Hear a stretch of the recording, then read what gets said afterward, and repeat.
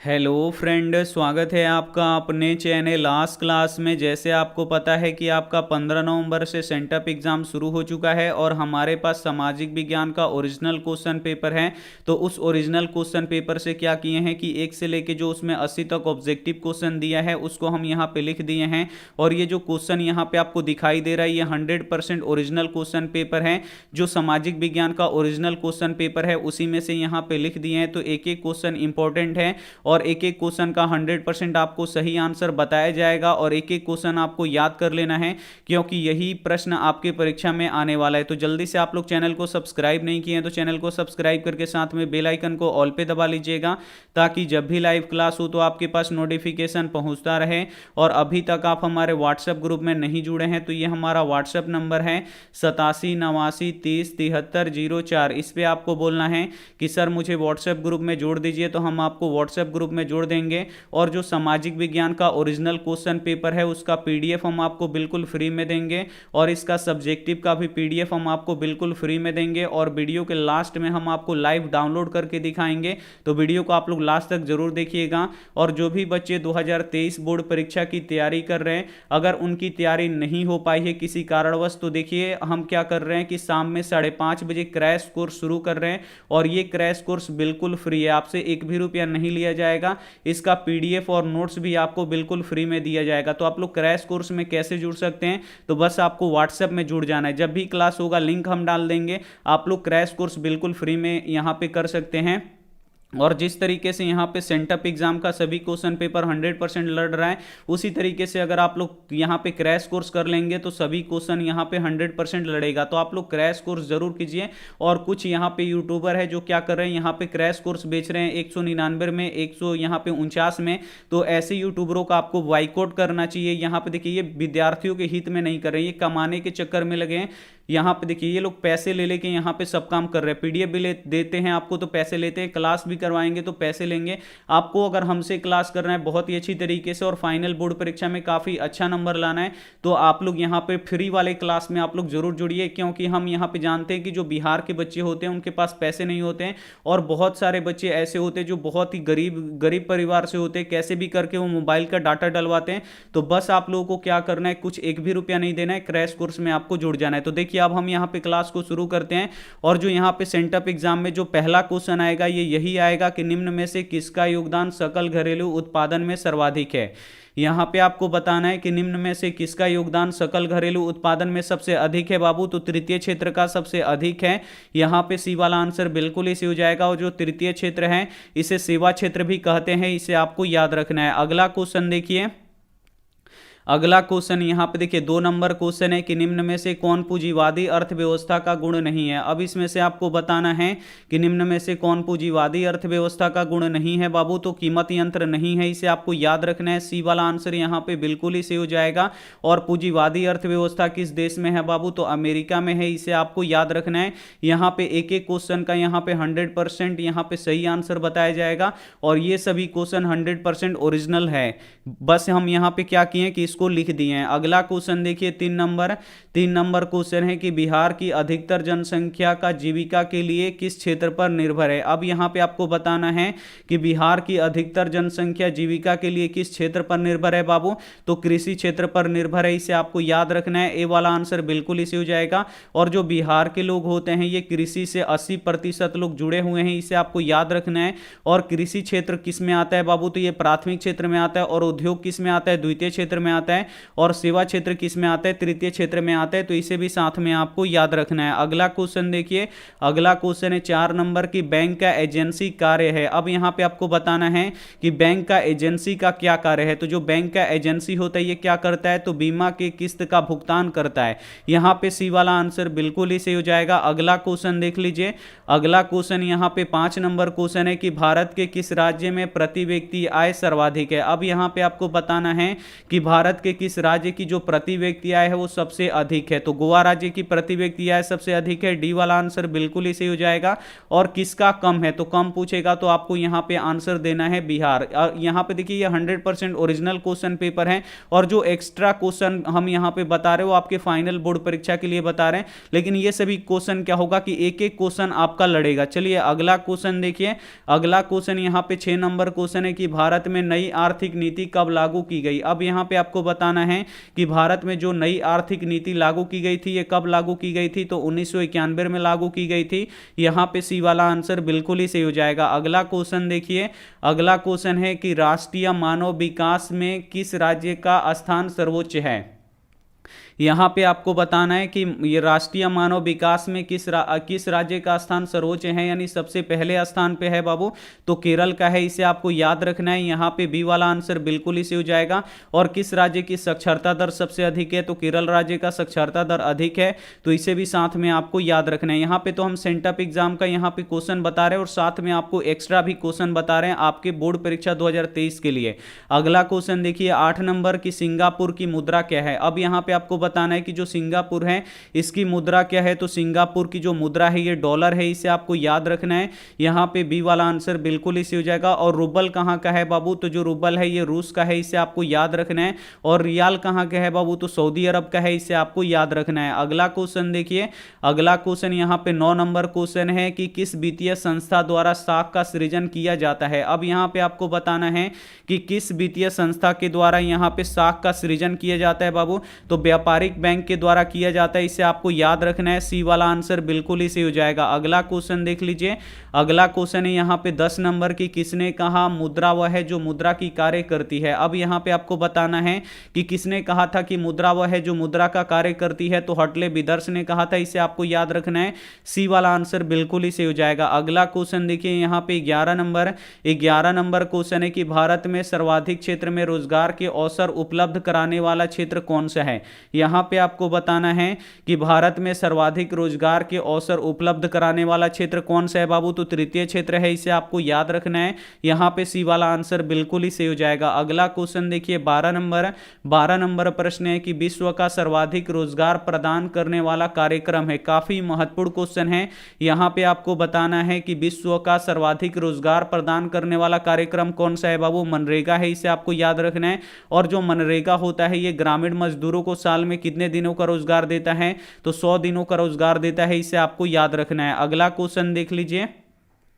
अगला क्वेश्चन है 13 नंबर की, सरकार द्वारा लगाए गए अनावश्यक नियंत्रणों तथा प्रतिबंधों को हटाना कहलाता है। यहां पे आपको बताना है कि सरकार द्वारा लगाए गए अनावश्यक नियंत्रणों तथा प्रतिबंधों को हटाना क्या कहलाता है बाबू? उदारीकरण कहलाता है, इसे आपको याद रखना है। एक एक क्वेश्चन लड़ेगा क्योंकि एक एक क्वेश्चन ओरिजिनल क्वेश्चन है और ये एक एक क्वेश्चन लड़ेगा, तो एक एक क्वेश्चन को आपको देख के जाना है परीक्षा देने। जैसे सभी विषयों का बताए थे लड़ गया था, उसी प्रकार ये भी लड़ेगा। बस हम क्या किए कि ओरिजिनल क्वेश्चन पेपर में जो ऑब्जेक्टिव क्वेश्चन है उसको हम यहां पे देख के लिख दिए हैं। 14 नंबर क्वेश्चन है कि भारत विश्व व्यापार संगठन यानी WTO का सदस्य कब बना था? तो जो भारत था ये विश्व व्यापार संगठन का सदस्य कब बना था? तो 1995 में ही बन गया था। यहां पे ए वाला आंसर बिल्कुल ही सही हो जाएगा। और जो भी बच्चे वीडियो को लाइक नहीं किए हैं तो प्लीज आप लोग वीडियो को लाइक भी कर दीजिएगा। अगला क्वेश्चन देख लीजिए। अगला क्वेश्चन है 15 नंबर की, भारत में उपभोक्ता संरक्षण अधिनियम की घोषणा हुई। अब यहां पे आपको बताना है कि भारत में उपभोक्ता संरक्षण अधिनियम की घोषणा कब हुई थी बाबू? तो 1986 में हुआ था। कब हुआ था? 1986 में हुआ था। बी वाला आंसर बिल्कुल ही सही हो जाएगा। अगला क्वेश्चन देखिए। अगला क्वेश्चन है कि योजना आयोग के प्रथम अध्यक्ष कौन थे? अब यहां पे देखिए योजना आयोग के अध्यक्ष कौन होते हैं? तो प्रधानमंत्री होते हैं। तो देखिए पहला अध्यक्ष पूछ रहा है, तो सबसे पहले योजना आयोग किसने शुरू किया था? तो पंडित जवाहरलाल नेहरू ने किया था। और यही योजना आयोग के पहले यहां पे प्रधानमंत्री थे यानी अध्यक्ष थे। यहां पे डी वाला आंसर बिल्कुल ही सही हो जाएगा। अगला क्वेश्चन देखिए। अगला क्वेश्चन है 17 नंबर की, भारत में किस प्रकार की अर्थव्यवस्था पाई जाती है? कई बार हम आपको पढ़ाएं कि भारत में किस प्रकार की अर्थव्यवस्था पाई जाती है, तो मिश्रित अर्थव्यवस्था पाई जाती है। सी वाला आंसर बिल्कुल ही सही हो जाएगा। अगला क्वेश्चन देखिए। अगला क्वेश्चन है 18 नंबर की, poverty and un British rule in India पुस्तक किसने लिखा है? यहां पे आपको बताना है कि poverty and un British rule in India पुस्तक किसने लिखा है बाबू? तो दादा भाई नौरोजी ने लिखा है, इसे आपको याद रखना है।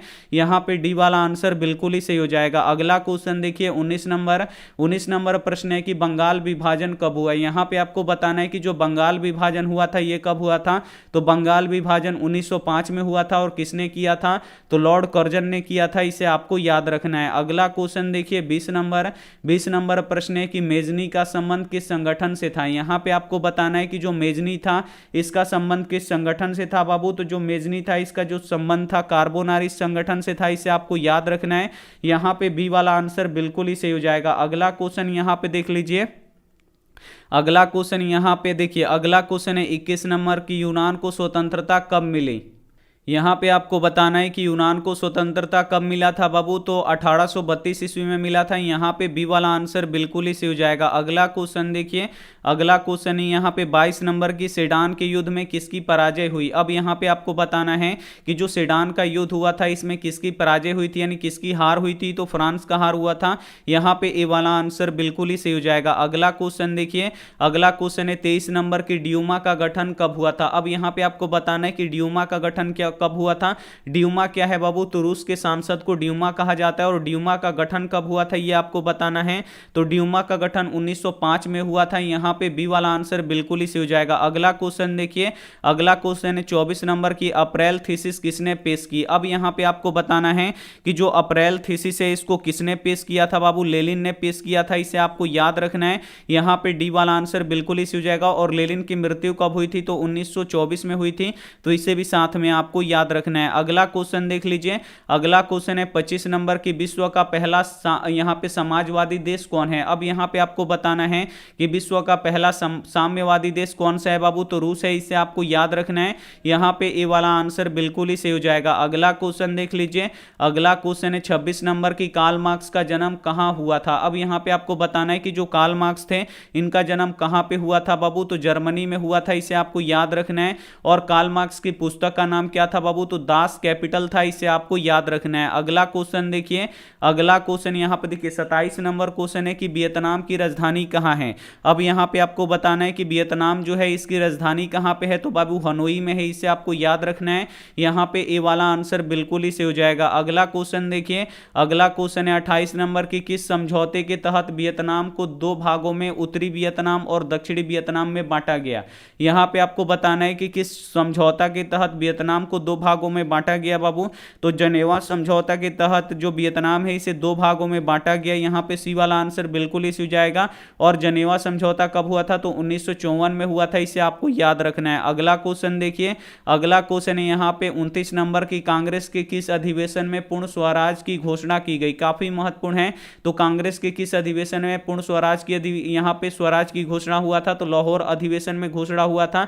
यहाँ पे ए वाला आंसर बिल्कुल ही सही हो जाएगा। और लाहौर अधिवेशन कब हुआ था, तो 1929 को हुआ था, इसे आपको याद रखना है। अगला क्वेश्चन देखिए, अगला क्वेश्चन 30 नंबर क्वेश्चन है कि धरासन में किसके नेतृत्व में नमक सत्याग्रह हुआ। अब यहाँ पे आपको बताना है कि धरासन में किनके नेतृत्व में नगर यहाँ पे नमक सत्याग्रह हुआ था बाबू, तो सरोजनी नायडू के नेतृत्व में हुआ था, इसे आपको याद रखना है। सी वाला आंसर बिल्कुल ही सही हो जाएगा। अगला क्वेश्चन देख लीजिए, अगला क्वेश्चन है 31 नंबर प्रश्न है कि ईस्ट इंडिया एसोसिएशन की स्थापना कब हुई। यहाँ पे आपको बताना है कि ईस्ट इंडिया एसोसिएशन की स्थापना कब हुआ था, तो 1866 ईस्वी में हुआ था, इसे आपको याद रखना है। डी वाला आंसर यहाँ पे बिल्कुल ही सही हो जाएगा। अगला क्वेश्चन देखिए 32 नंबर प्रश्न है कि गद्दार पार्टी की स्थापना किसने की है। यहाँ पे आपको बताना है कि गद्दार पार्टी का स्थापना किसने किया था बाबू, तो गुरुदयाल सिंह ने किया था, इसे आपको याद रखना है।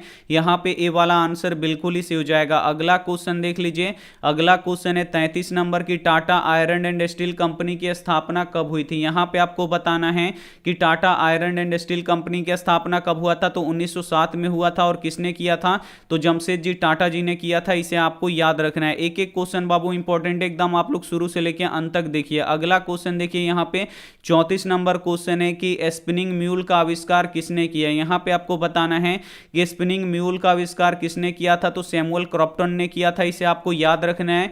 बी वाला आंसर यहाँ पे बिल्कुल ही सही हो जाएगा। अगला क्वेश्चन देखिए, अगला क्वेश्चन है 35 नंबर की, सीमांती व्यवस्था के स्थान पर किस प्रकार की शहरी व्यवस्था की प्रवृत्ति बढ़ी। यहाँ पे आपको बताना है कि सीमांती व्यवस्था के स्थान पर किस प्रकार की शहरी व्यवस्था की प्रवृत्ति बढ़ी बाबू। तो यहाँ पे देखिए प्रगतिशील का बढ़ा, इसे आपको याद रखना है। यहाँ पे ए वाला आंसर बिल्कुल ही सही हो जाएगा। अगला क्वेश्चन देख लीजिए, अगला क्वेश्चन 36 नंबर क्वेश्चन है कि 1929 की मंदी का सबसे बुरा प्रभाव किस देश पर पड़ा। यहाँ पे आपको बताना है कि 1929 की मंदी का सबसे बुरा प्रभाव किस देश पर पड़ा बाबू। तो संयुक्त राज्य अमेरिका पर पड़ा। यहाँ पे सी वाला आंसर बिल्कुल ही सही हो जाएगा। अगला क्वेश्चन देखिए, अगला क्वेश्चन है 37 नंबर की, न्यू डील का संबंध निम्नलिखित में से किससे था। अब यहाँ पे आपको बताना है कि न्यू डील का जो संबंध था ये किससे था बाबू। तो आर्थिक नीति से था, इसे आपको याद रखना है।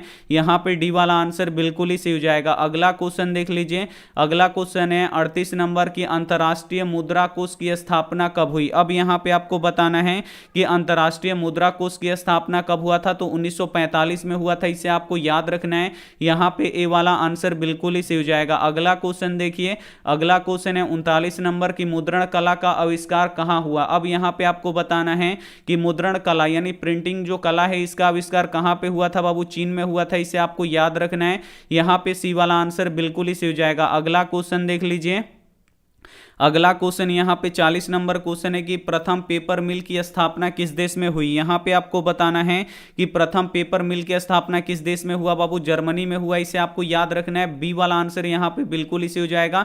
ये 100% ओरिजिनल ऑब्जेक्टिव क्वेश्चन है और यही ऑब्जेक्टिव क्वेश्चन आपके परीक्षा में आएगा। तो एक भी क्वेश्चन आपको स्किप नहीं करना है, वीडियो को एकदम आपको शुरू से लेकर अंत तक देखना है। तो चलिए अगला क्वेश्चन यहाँ पे देख लेते हैं। अगला क्वेश्चन है 95 थीसिस के लेखक कौन है। यहाँ पे आपको बताना है कि 95 यहां पे देखिए 95 थीसिस के लेखक कौन है, ये आपको बताना है।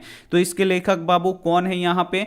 तो इसके लेखक हैं तो मार्टिन लूथर है बाबू, इसे आपको याद रखना है। डी वाला आंसर बिल्कुल ही सही हो जाएगा। अगला क्वेश्चन देखिए, अगला क्वेश्चन है यहाँ पे 42 नंबर की, संवाद कौमुदी किस भाषा का समाचार पत्र था। यहाँ पे आपको बताना है कि जो संवाद कौमुदी पत्रिका था ये किस भाषा का पत्रिका था, समाचार पत्र था बाबू। तो ये बंगला भाषा का था, इसे आपको याद रखना है। यहाँ पे ए वाला आंसर बिल्कुल ही सही हो जाएगा। अगला क्वेश्चन देखिए 43 नंबर प्रश्न है कि रूसो कहाँ का दार्शनिक था। अब यहाँ पे आपको बताना है कि जो रूसो था ये कहां का दार्शनिक था। तो रूसो था ये फ्रांस का दार्शनिक था, इसे आपको याद रखना है। यहां पे ए वाला आंसर बिल्कुल ही सही हो जाएगा। अगला क्वेश्चन देखिए 44 नंबर प्रश्न है कि गोलघर का निर्माण कब हुआ था। अब यहां पे आपको बताना है कि जो गोलघर है इसका निर्माण कब हुआ था। तो 1786 ईस्वी में हुआ था। और किस लिए गोलघर का निर्माण हुआ था। तो अनाज रखने के लिए निर्माण हुआ था। और किसने निर्माण करवाया था। तो अंग्रेजों ने बनवाया था, इसे आपको याद रखना है। अगला क्वेश्चन देखिए 45 नंबर की, असहयोग आंदोलन का प्रस्ताव कांग्रेस के किस वार्षिक अधिवेशन में पारित हुआ। यहां पे आपको बताना है कि असहयोग आंदोलन का प्रस्ताव कांग्रेस के किस वार्षिक अधिवेशन में पारित हुआ।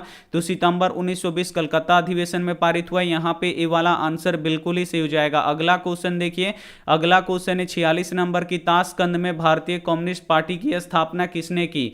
यहां पे आपको बताना है कि ताशकंद में भारतीय कम्युनिस्ट पार्टी की स्थापना किसने किया था बाबू। तो एम.एन. राय जी ने किया था, इसे आपको याद रखना है। यहां पे बी वाला आंसर बिल्कुल ही सही हो जाएगा। अगला क्वेश्चन देखिए, अगला क्वेश्चन है 47 नंबर की, यंग इटली की स्थापना किसने की थी। यहां पे आपको बताना है कि यंग इटली की स्थापना किसने किया था बाबू। तो मेजनी ने किया था, इसे आपको याद रखना है। यहां पे ए वाला आंसर बिल्कुल ही सही हो जाएगा। अगला क्वेश्चन देखिए, अगला क्वेश्चन है 48 नंबर की, भारतीय संविधान सभा का गठन कब हुआ था। यहां पे आपको बताना है कि भारतीय संविधान सभा का गठन कब हुआ था। तो 1946 ईस्वी में हुआ था। यहां पे ए वाला आंसर बिल्कुल ही सही हो जाएगा। अगला क्वेश्चन देखिए, अगला क्वेश्चन यहां पे देखिए 49 नंबर क्वेश्चन है कि निम्न में से कौन संघ सूची में है। अब इसमें से आपको बताना है कि कौन संघ सूची। संघ सूची यानी क्या होता है बाबू। राज्य में क्या आता है। तो जो शिक्षा होता है, संचार होता है और यहाँ पे स्वास्थ्य होता है, ये समवर्ती सूची में आता है। लेकिन जो राज्य की पुलिस होती है ये राज्य के अधीन आती है, यानी ये संघ सूची में है।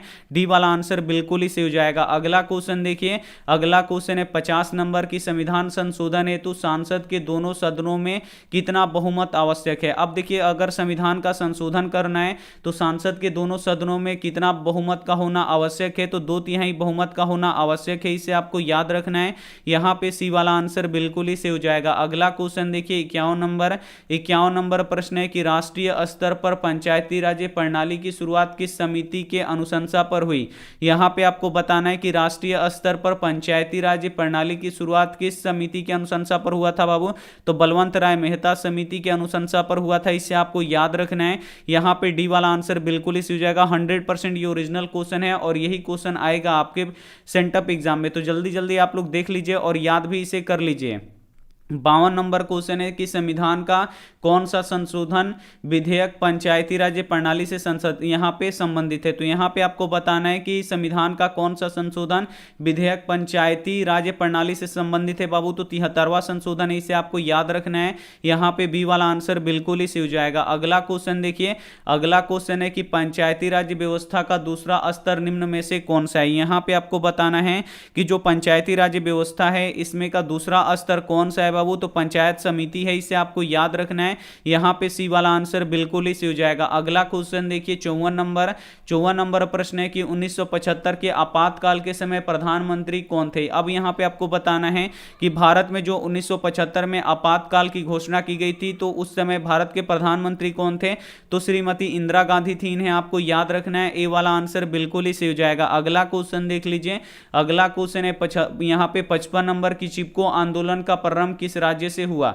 अब यहां पे आपको बताना है कि जो चिपको आंदोलन है इसका शुरुआत किस राज्य से हुआ था, तो इसका जो शुरुआत हुआ था ये उत्तराखंड राज्य से हुआ था, इसे आपको याद रखना है। यहाँ पे बी वाला आंसर बिल्कुल ही सही हो जाएगा। और चिपको आंदोलन का संबंध किससे था बाबू, तो पेड़ बचाने से संबंधित था, इसे आपको याद रखना है। अगला क्वेश्चन देखिए, अगला क्वेश्चन है 56 नंबर की निम्न में से कौन राष्ट्रीय राजनीतिक दल है। अब इसमें से आपको बताना है कि कौन राष्ट्रीय राजनीतिक दल है, तो जो भारतीय कम्युनिस्ट पार्टी है ये क्या है, राष्ट्रीय राजनीतिक दल है, इसे आपको याद रखना है। ये लगभग हर एक राज्य में है, यहाँ पे सी वाला आंसर बिल्कुल ही सही हो जाएगा। अगला क्वेश्चन देखिए, अगला क्वेश्चन यहाँ पे 57 नंबर की सूचना का अधिकार आंदोलन कहाँ से शुरू हुआ। यहाँ पे आपको बताना है कि जो सूचना का अधिकार आंदोलन है इसका शुरुआत कहाँ से हुआ था बाबू, राजस्थान से हुआ था, कई बार हम आपको पढ़ाए हैं। यहाँ पे ए वाला आंसर बिल्कुल ही सही हो जाएगा। अगला क्वेश्चन देखिए, अगला क्वेश्चन है 58 नंबर की महापौर का कार्यकाल कितने वर्ष का होता है। यहाँ पे आपको बताना है कि जो महापौर होते हैं इनके कार्यकाल कितने वर्ष का होता है, तो महापौर के कार्यकाल 5 वर्षों का होता है। बार बार हम आपको पढ़ाएं, यहाँ पे बी वाला आंसर बिल्कुल ही सही हो जाएगा। अगला क्वेश्चन देखिए, अगला क्वेश्चन है 59 नंबर की हरित क्रांति से किस राज्य को आर्थिक लाभ हुआ। अब यहाँ पे आपको बताना है कि जब हरित क्रांति हुआ तो किस किस राज्य को आर्थिक लाभ हुआ, तो हरियाणा को हुआ, पंजाब को हुआ, उत्तर प्रदेश को हुआ, यानी इनमें से सभी को हुआ। यहाँ पे डी वाला आंसर बिल्कुल ही सही हो जाएगा। अगला क्वेश्चन देखिए, अगला क्वेश्चन है 60 नंबर की पानी के निजीकरण के विरुद्ध कहाँ संघर्ष हुआ। अब यहाँ पे आपको बताना है कि पानी के निजीकरण के विरुद्ध कहां पे संघर्ष हुआ था बाबू, तो बोलीविया में हुआ था, इसे आपको याद रखना है। डी वाला आंसर बिल्कुल ही सही हो जाएगा। अगला क्वेश्चन देख लीजिए, अगला क्वेश्चन 61 नंबर की भारत में किस प्रकार की दलीय व्यवस्था है। अब यहां पे आपको बताना है कि जो अपना देश भारत है इसमें किस प्रकार की दलीय व्यवस्था है, तो बहुदलीय व्यवस्था है, इसे आपको याद रखना है। यहां पे सी वाला आंसर बिल्कुल ही सही हो जाएगा। अगला क्वेश्चन देख लीजिए, अगला क्वेश्चन 62 नंबर क्वेश्चन है कि माधव कुमार किस देश के पूर्व प्रधानमंत्री हैं। यहां पे आपको बताना है कि जो माधव कुमार है ये किस देश के पूर्व प्रधानमंत्री है बाबू, तो नेपाल देश के हैं, इसे आपको याद रखना है। यहां पे बी वाला आंसर बिल्कुल ही सही हो जाएगा। अगला क्वेश्चन देख लीजिए, अगला क्वेश्चन है 63 नंबर की भारत में प्रथम चीनी मिल की स्थापना किस राज्य में की गई। यहां पे आपको बताना है कि भारत में प्रथम चीनी मिल की स्थापना किस राज्य में की गई, तो उत्तर प्रदेश में की गई, इसे आपको याद रखना है। यहां पे बी वाला आंसर बिल्कुल ही सही हो जाएगा। अगला क्वेश्चन देख लीजिए, अगला क्वेश्चन है 64 नंबर की चरक का संबंध किस देश से था। अब यहां पे आपको बताना है कि जो महर्षि चरक थे इनका संबंध किस देश से था बाबू, तो अपने देश भारत से था, इसे आपको याद रखना है। यहां पे सी वाला आंसर बिल्कुल ही सही हो जाएगा। अगला क्वेश्चन देख लीजिए, अगला क्वेश्चन है 65 नंबर की, कान्हा राष्ट्रीय उद्यान कहाँ है। अब यहाँ पे आपको बताना है कि जो कान्हा राष्ट्रीय उद्यान है ये कहाँ पे है बाबू, मध्य प्रदेश में है, इसे आपको याद रखना है। यहाँ पे ए वाला आंसर बिल्कुल ही सही हो जाएगा। अगला क्वेश्चन देखिए, अगला क्वेश्चन है 66 नंबर की, सागरीय संसाधनों पर देश का आधिपत्य होता है। अब यहाँ पे आपको बताना है, यहाँ पे आपको बताना है कि महासागरीय संसाधन पर देश का आधिपत्य होता है तो कितने किलोमीटर तक होता है बाबू, तो 200 किलोमीटर तक होता है, इसे आपको याद रखना है। यहाँ पे ए वाला आंसर बिल्कुल ही सही हो जाएगा। अगला क्वेश्चन देख लीजिए, अगला क्वेश्चन है 67 नंबर की, निम्न में से कौन स्वामित्व के आधार पर संसाधनों के वर्गीकरण का प्रकार नहीं है। यहाँ पे आपको बताना है कि निम्न में से कौन स्वामित्व के आधार पर संसाधनों के वर्गीकरण का प्रकार नहीं है, तो नवीकरण या नहीं है, इसे आपको याद रखना है। यहाँ पे सी वाला आंसर बिल्कुल ही सही हो जाएगा। अगला क्वेश्चन देखिए, अगला क्वेश्चन है 68 नंबर की, किस नदी की उत्पत्ति अमरकंटक से हुई। अब यहाँ पे आपको बताना है कि किस नदी की उत्पत्ति अमरकंटक से हुआ था बाबू, तो जो सोन नदी, यहाँ पे देखिए जो यहाँ पे सोन नदी है इसकी उत्पत्ति कहाँ से हुआ था, तो अमरकंटक से हुआ था, इसे आपको याद रखना है। यहाँ पे सी वाला आंसर बिल्कुल ही सही हो जाएगा। अगला क्वेश्चन देखिए, अगला क्वेश्चन है 69 नंबर की, बिहार में कितना प्रतिशत कृषि क्षेत्र है। अब यहाँ पे आपको बताना है कि जो बिहार है इसमें कितना प्रतिशत कृषि क्षेत्र है बाबू, तो लगभग 60% कृषि क्षेत्र है, इसे आपको याद रखना है। यहाँ पे ए वाला आंसर बिल्कुल ही सही हो जाएगा। 100% ओरिजिनल क्वेश्चन पेपर है, ओरिजिनल क्वेश्चन पेपर में का ऑब्जेक्टिव क्वेश्चन है, तो इसे आप लोग शुरू से लेकर अंत तक जरूर पढ़ के, इसे आप लोग एक बार पढ़ के जाइएगा परीक्षा देने। अगला क्वेश्चन देखिए, अगला क्वेश्चन यहाँ पे 70 नंबर क्वेश्चन है कि श्वेत क्रांति का संबंध है। अब यहाँ पे आपको बताना है कि जो श्वेत क्रांति है इसका संबंध किससे है, तो श्वेत क्रांति का संबंध बाबू किससे है, दूध से है, इसे आपको याद रखना है। यहाँ पे क्या हो जाएगा, सी वाला आंसर बिल्कुल ही सही हो जाएगा। अगला क्वेश्चन देख लीजिए, अगला क्वेश्चन यहाँ पे 71 नंबर क्वेश्चन देखिए, 71 नंबर क्वेश्चन है कि रबड़ की खेती के लिए कौन सा जलवायु चाहिए। अब यहाँ पे आपको बताना है कि जो रबड़ की खेती होती है इसके लिए कौन सी जलवायु चाहिए बाबू, तो भूमध्य रेखीय जलवायु चाहिए, इसे आपको याद रखना है। यहाँ पे बी वाला आंसर बिल्कुल ही सही हो जाएगा। अगला क्वेश्चन देख लीजिए, अगला क्वेश्चन यहाँ पे आपके स्क्रीन पे है 72 नंबर क्वेश्चन है कि कौन सी फसल रबी और खरीफ दोनों के रूप में उगाई जाती है। महत्वपूर्ण क्वेश्चन पूछा गया है सेंटर परीक्षा में कि कौन सी फसल रबी और खरीफ दोनों के रूप में उगाई जाती है, तो अरंडी उगाई जाती है, इसे आपको याद रखना है। यहाँ पे डी वाला आंसर बिल्कुल ही सही हो जाएगा। अगला क्वेश्चन देख लीजिए, अगला क्वेश्चन है 73 नंबर की, दामोदर घाटी परियोजना का लाभ किन राज्यों में मिलता है। अब यहाँ पे आपको बताना है कि जो दामोदर घाटी परियोजना का लाभ है इसे किन राज्यों में मिलता है, तो झारखंड और पश्चिम बंगाल में मिलता है, इसे आपको याद रखना है। यहाँ पे सी वाला आंसर बिल्कुल ही सही हो जाएगा। अगला क्वेश्चन देख लीजिए, अगला क्वेश्चन है 74 नंबर की, निम्न में से कौन लौह अयस्क का एक प्रकार है। अब इसमें से आपको बताना है कि निम्न में से कौन एक लौह अयस्क का प्रकार है बाबू, तो हेमेटाइट है, इसे आपको याद रखना है। यहाँ पे बी वाला आंसर बिल्कुल ही सही हो जाएगा। अगला क्वेश्चन देखिए, अगला क्वेश्चन है 75 नंबर की, टैक्सोल का उपयोग होता है। अब यहाँ पे आपको बताना है कि टैक्सोल का उपयोग कहाँ पे होता है, तो कैंसर के उपचार में होता है, इसे आपको याद रखना है। बी वाला आंसर बिल्कुल ही सही हो जाएगा। अगला क्वेश्चन देख लीजिए, अगला क्वेश्चन है 76 नंबर की, बिहार का कौन सा क्षेत्र सूखा प्रवण है। अब यहां पे आपको बताना है कि बिहार का कौन सा क्षेत्र है जो सूखे से प्रवण है, तो आपको याद रखना है यहां पे दक्षिणी बिहार, यानी यहां पे बी वाला आंसर क्या हो जाएगा, बिल्कुल ही सही हो जाएगा। अगला क्वेश्चन देखिए, अगला क्वेश्चन है 77 नंबर की, भूकंप केंद्र के ऊर्ध्वाधर पृथ्वी पर स्थित, यहां पृथ्वी पर के सतह पर स्थित केंद्र को क्या कहते हैं, तो अधिकेंद्र कहते हैं, इसे आपको याद रखना है। सी वाला आंसर बिल्कुल ही सही हो जाएगा। और जहां पे भूकंप जन्म लेता है उसे भूकंप केंद्र कहते हैं, तो इसे भी साथ में आपको याद रखना है। अगला क्वेश्चन देखिए 78 नंबर की, निम्न में से किसे सर्वाधिक खतरनाक सुखाड़ माना जाता है, तो निम्न में से किसे सर्वाधिक सुखाड़, यहां पे सर्वाधिक खतरनाक सुखाड़ माना जाता है बाबू, तो मौसमी सुखाड़ को माना जाता है। यहां पे सी वाला आंसर बिल्कुल ही सही हो जाएगा। अगला क्वेश्चन देखिए, अगला क्वेश्चन है 79 नंबर की, बाढ़ से हानि होती है। अब यहां पे आपको बताना है कि बाढ़ से हानि किसे होती है, तो बाढ़ से हानि बाबू किसे होती है, तो फसलों को भी होती है, पशुओं को भी होती है, भवनों को भी होती है, यानी इनमें से सभी को होती है, तो डी वाला आंसर बिल्कुल ही सही हो जाएगा। और यहां पे अंतिम क्वेश्चन देखिए 80 नंबर कि, निम्न में से कौन प्राकृतिक आपदा है। अब इसमें से आपको बताना है कि कौन प्राकृतिक आपदा है, तो जो सुनामी है ये प्राकृतिक आपदा है, सी वाला आंसर बिल्कुल ही सही हो जाएगा। सांप्रदायिक दंगे ये मानवकृत आपदा है, आतंकवाद भी मानवकृत आपदा है, यहां पे परमाणु विस्फोट भी क्या है, मानवकृत आपदा है। तो चलिए यहां पे आप लोग सेंटअप एग्जाम का ओरिजिनल 80 ऑब्जेक्टिव क्वेश्चन पढ़ चुके हैं। चलिए अब हम बताते हैं कि इसका पीडीएफ आप लोग कहां से डाउनलोड कीजिएगा। तो सभी के फोन में होता है क्रोम और गूगल, तो उसे आपको क्या कर लेना है, ओपन कर लेना है। यहाँ पे देखिए हमारे पास गूगल है, तो हम यहाँ पे गूगल को ओपन कर लेंगे। क्रोम सबसे अच्छा होता है, तो क्रोम भी आप लोग ओपन कर सकते हैं। अब यहाँ पे आपको लिखना है आस्क क्लास, तो जैसे हम यहाँ पे लिख रहे हैं बिल्कुल आपको वैसे लिखना है आस्क, उसके बाद CLASS, इंग्लिश में आपको लिखना है। यहाँ पे देखिए ASK और फिर CLASS, इतना लिख के आपको सर्च कर देना है। जैसे ही सर्च कीजिएगा यहाँ पे देखिए आस्क क्लास लिखा हुआ आ जाएगा, इसी पे आपको क्लिक कर देना है।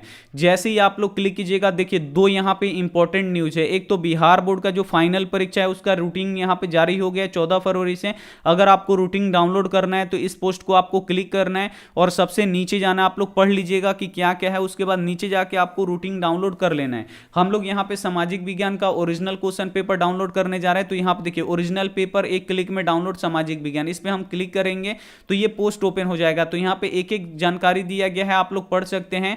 और ये ओरिजिनल क्वेश्चन पेपर है, इसी में से हम देख के यहां पे आपको पढ़ाएं। आपको क्या करना है, यहां पे देखिए अगर आपको नहीं समझ में आ रहा है कि कहां से ऑब्जेक्टिव पढ़े, तो आप लोग क्या कर सकते हैं, मोबाइल से भी आप लोग यहां पे बिल्कुल 100 यहां पे 80 तक एकदम सही सही ऑब्जेक्टिव भरा गया है, तो बस आप लोग ऐसे भर सकते हैं। उसके बाद देखिए अगर आपको इसका क्वेश्चन पेपर डाउनलोड करना है तो यहां पे देखिए लिंक दिया गया है, लिंक पे आप लोग क्लिक कीजिएगा।